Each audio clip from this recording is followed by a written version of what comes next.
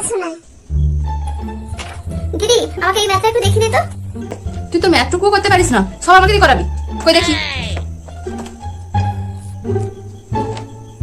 এটাও আমাদের সিলেবাসে ছিল না, এটাও ছিল না, এটা আমাদের সিলেবাসে ছিল না, এটাও ছিল না। তোদের সিলেবাসে কি কোনো কিছু ছিল না? চল তুই গ্রাফটা দেখিয়ে দিই। এই গ্রাফটা তো আমিও পারবো। তাহলে কি করাবো? দে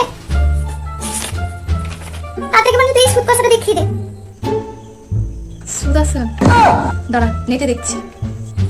তুই এটাও পারবি না? তুই নেটে দেখবি?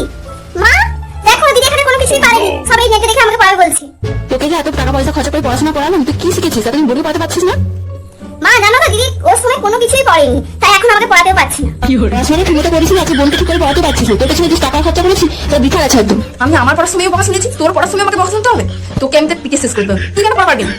বোন তো ছোট, বোন তার সবাই শুরু করেছে, আর তুই পড়াশোনা করে তাকে পড়াতে পারছিস না। মা তুমিও?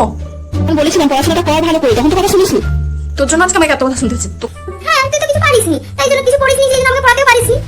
কি বললি? আমি ঠিক করে পড়াশোনা করিনি? দাঁড়া তো খাচ্ছি। আর বলবি? মা, দিদি আর বলবি? পড়াশোনা